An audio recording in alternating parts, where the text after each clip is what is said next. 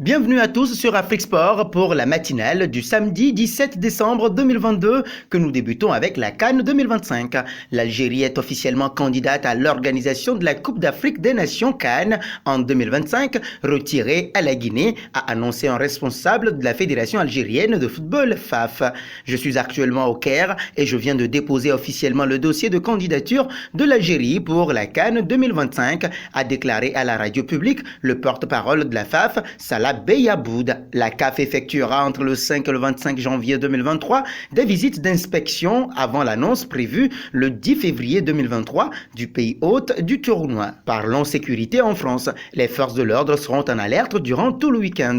En amont de la petite finale de la Coupe du Monde entre la Croatie et le Maroc et de la finale entre l'Argentine et la France, jusqu'à 14 policiers seront mobilisés à travers la France, ont annoncé les responsables des forces de l'ordre. Le dispositif sera beaucoup plus important que lors de la demi-finale remportée par les Bleus face au Maroc mercredi 14 décembre et qui comptait près de 10 000 membres des forces de l'ordre, un moyen de lutter efficacement contre tout débordement. Parlons de l'équipe de France. Elle continue d'être frappée par un virus. Alors que Raphaël Varane et Ibrahima Konaté sont les derniers à avoir pris un coup de froid, Randal Kolo Muani et Ousmane Dembélé ont tenu à se montrer rassurants. Il y a une petite grippe qui se propage. Ce n'est rien de méchant et je pense Konaté, Varane et Coman seront rétablis pour dimanche, a assuré Randal Kolo Muani. Même son de cloche du côté d'Ousmane Dembélé, qui a par ailleurs confié avoir été aux petits soins de ses coéquipiers. Un bon côté d'Achraf Hakimi. Ces dernières années, Florentino Pérez a pris l'habitude de recruter l'une des stars de chaque Coupe du Monde.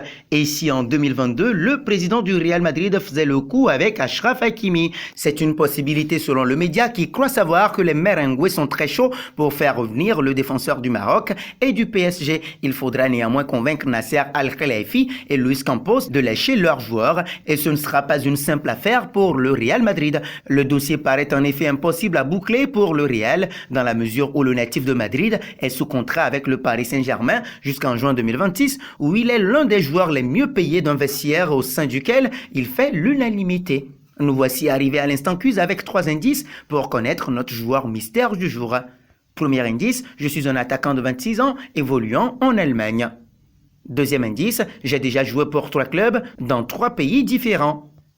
Troisième indice, j'ai battu un record de précocité le 17 février 2013 face à Sochaux. Qui suis-je? Vos réponses seront attendues en commentaire. Nos félicitations à tous ceux qui ont répondu Axel Dissassi lors de la dernière matinale. C'était le joueur à trouver puisqu'il est un défenseur de 24 ans évoluant en France qui a déjà joué pour 3 clubs dont Paris FC et le Stade Rémois. Il aurait pu jouer pour la RDC en sélection. Terminons avec la finale du mondial. Ce dimanche, l'équipe de France affrontera l'Argentine en finale de la Coupe du Monde 2022. Lors de cette rencontre, les caméras vont souvent être braquées sur Lionel Messi, grande star de ce mondial. Présent en conférence de presse, Ousmane Dembélé et Randal Kolo Muani se sont enflammés pour la Pulga. Tous les joueurs et les Français veulent gagner la Coupe du Monde et rapporter une 3e étoile. Ce serait bien pour sa carrière que Messi gagne la Coupe du Monde, mais nous aussi on veut gagner la Coupe du Monde, a averti Ousmane Dembélé. Randal Kolo Muani était lui aussi présent en conférence de presse.